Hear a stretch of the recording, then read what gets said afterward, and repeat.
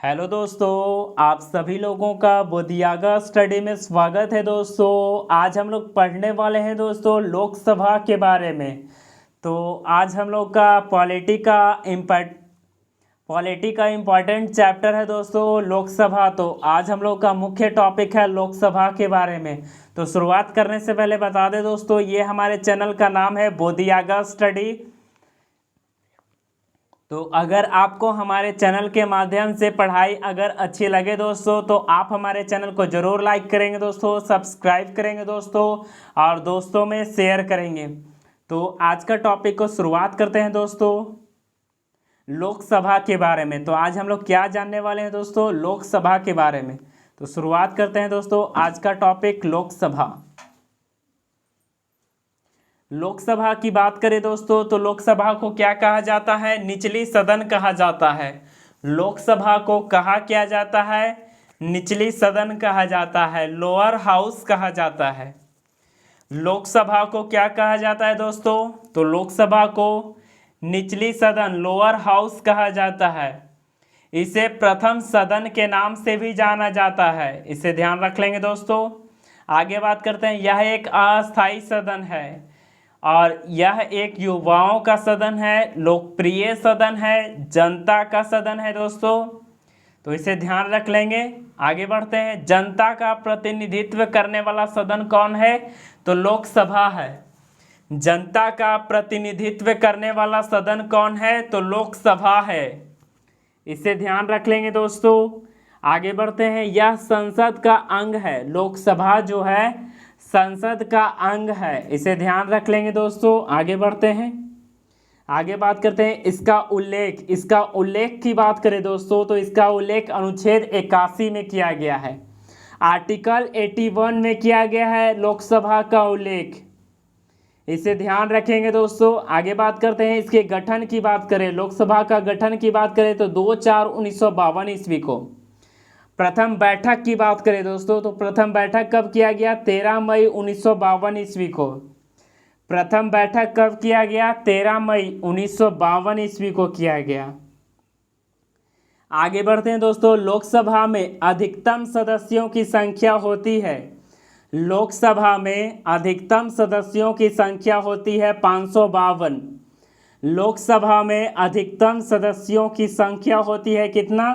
552 होती है। तो जिसमें निर्वाचित कितने होते हैं? 550 और मनोनीत कितने होते हैं? 2 एंग्लो इंडियन, जो कि अब वर्तमान में एंग्लो इंडियन का पद को समाप्त कर दिया गया है।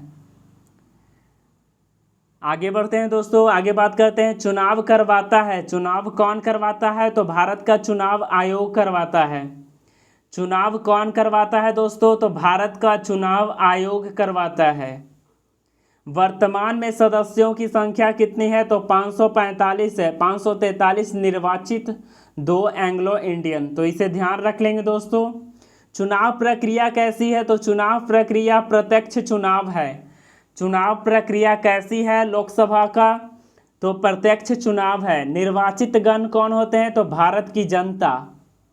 निर्वाचित गण कौन होते हैं? तो भारत की जनता होती है, इसे ध्यान रख लेंगे दोस्तों। आगे बढ़ते हैं, लोकसभा का कार्यकाल 5 वर्ष का होता है, लेकिन राष्ट्रपति के द्वारा इसे घटाया या बढ़ाया भी जा सकता है। लोकसभा के सदस्यों का कार्यकाल होता है 5 वर्ष। लोकसभा के सदस्यों का कार्यकाल होता है 5 वर्ष। लोकसभा के सदस्यों का न्यूनतम उम्र कितना होता है? 25 वर्ष। अधिकतम उम्र की सीमा कोई सीमा नहीं है। लोकसभा सदस्य का शपथ और इस्तीफा कौन करते हैं? तो लोकसभा अध्यक्ष करते हैं। तो ध्यान रख लेंगे दोस्तों। आगे बढ़ते हैं, लोकसभा सदस्य बनने की योग्यताएं क्या है? तो नागरिकता भारतीय होनी चाहिए, पढ़ा लिखा कोई जरूरी नहीं है, पागल या दिवालिया नहीं होना चाहिए और लाभ के पद पर नहीं होना चाहिए। तो ध्यान रख लेंगे दोस्तों। आगे बढ़ते हैं, आगे बात करते हैं दोस्तों, बिना शपथ के कोई सदस्य बैठक में भाग ले सकता है। तो बिना शपथ के कोई सदस्य अगर बैठक में भाग लेता है तो जितना दिन भाग लेगा उसे प्रत्येक दिन 500 रुपया दंड देना होगा। बिना शपथ के कोई सदस्य बैठक में भाग लेता है तो जितना दिन भाग लेगा उसे प्रत्येक दिन 500 रुपये दंड देना होगा और उनके द्वारा सदन में किया गया मतदान का कोई मूल्य नहीं होगा। तो ध्यान रख लेंगे दोस्तों। आगे बढ़ते हैं। बिना सूचना के कोई सदस्य 60 दिनों तक, बिना सूचना के कोई भी सदस्य 60 दिनों तक, बिना सूचना के कोई भी सदस्य लगातार 60 दिनों तक अपने सदन में अनुपस्थित रहता है तो उसकी सदस्यता रद्द कर दी जाती है। लोकसभा के सदस्य को लोकसभा सांसद कहते हैं, मेंबर ऑफ पार्लियामेंट। तो ध्यान रख लेंगे दोस्तों। आगे बढ़ते हैं। वैसे राज्य जहां से एक लोकसभा सीट है, तो कौन कौन से जगह है जहां से लोकसभा सीट एक है? चंडीगढ़, लक्षद्वीप, सिक्किम, नागालैंड, मिजोरम, दादर नगर हवेली, दमन व दीव, अंडमान निकोबार, पुदुचेरी। तो इसका ट्रिक है, चलो सनम एक वोट दे दो आप। चलो में चलो से च से चंडीगढ़, यहाँ लक्षद्वीप लिखा गया है दोस्तों, चंडीगढ़, ल से लक्षद्वीप, स से सिक्किम, न से नागालैंड, म से मिजोरम, द से दादर नगर हवेली और दमन द्वीप। हाल ही में 26 जनवरी 2020 ईस्वी को इसे दोनों को एक यूटी में कन्वर्ट कर दिया गया है। दोनों को एक केंद्र शासित राज्य बना दिया गया है। तो ध्यान रख लेंगे। पुदुचेरी में एक लोकसभा सीट और अंडमान निकोबार में एक लोकसभा सीट। तो ध्यान रख लेंगे दोस्तों। आगे बढ़ते हैं। लोकसभा से संबंधित महत्वपूर्ण जानकारियाँ।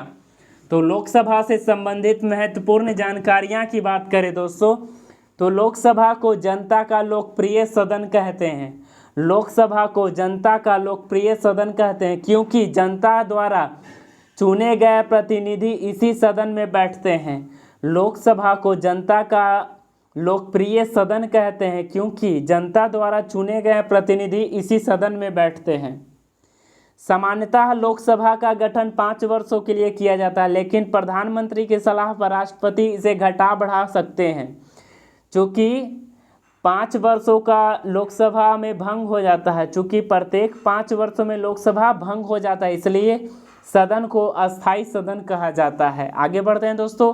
आपातकाल की स्थिति में लोकसभा के कार्यकाल को एक बार में अधिकतम 1 वर्ष के लिए बढ़ाया जा सकता है। आपातकाल की स्थिति में लोकसभा के कार्यकाल को एक बार में अधिकतम 1 वर्ष के लिए, कितने वर्ष के लिए? 1 वर्ष के लिए बढ़ाया जा सकता है। और जैसे ही आपातकाल खत्म हो जाता है उसके बाद चुनाव करवा लिया जाता है। तो ध्यान रख लेंगे दोस्तों। आगे बढ़ते हैं। सदन की बैठक लोकसभा, राज्यसभा, विधानसभा, विधान परिषद 1 वर्ष में कम से कम 2 बार बैठक होनी चाहिए, जिसमें 2 बैठकों के बीच का अंतराल 6 माह का होना चाहिए। तो ध्यान रख लेंगे दोस्तों। आगे बढ़ते हैं दोस्तों। आगे बात करते हैं। बैठक के लिए गणपूर्ति कोरम क्या होना चाहिए? तो बैठक के लिए गणपूर्ति कोरम होना चाहिए उस सदन का कुल सदस्यों का 1/10 सदस्यों की उपस्थिति अनिवार्य है।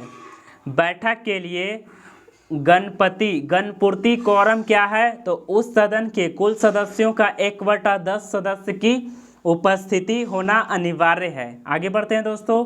कोई उम्मीदवार लोकसभा या विधानसभा का हो, चुनाव अधिकतम 2 निर्वाचन क्षेत्र से लड़ता है। अगर कोई उम्मीदवार दोनों निर्वाचन क्षेत्र से चुनाव जीत जाता है तो उसे एक जगह से इस्तीफा देना होता है। तो आगे बढ़ते हैं दोस्तों। अगर किसी कारण से कोई सीट खाली रह जाता है तो उसे भरने के लिए उपचुनाव करवाया जाता है। उसे भरने के लिए क्या करवाया जाता है?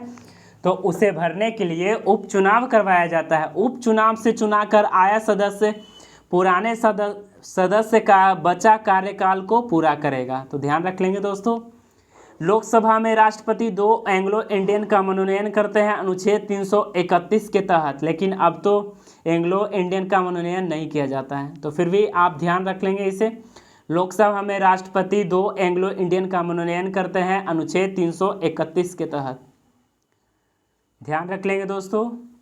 आगे बढ़ते हैं। कोई विधेयक धन विधेयक है या नहीं, इसका निर्णय लोकसभा अध्यक्ष करते हैं अनुच्छेद 110 के तहत। तो ध्यान रख लेंगे, धन विधेयक को हर हाल में पहले लोकसभा में ही प्रस्तुत किया जाता है, इसलिए लोकसभा को प्रथम सदन कहते हैं।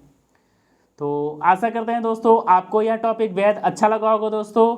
अगर अच्छा लगा है तो आप हमारे चैनल को ज़रूर लाइक करेंगे दोस्तों और ज़रूर शेयर करेंगे दोस्तों। तो आज का टॉपिक, लोकसभा से जुड़े टॉपिक को आज का यहीं तक रखते हैं दोस्तों। थैंक यू, धन्यवाद।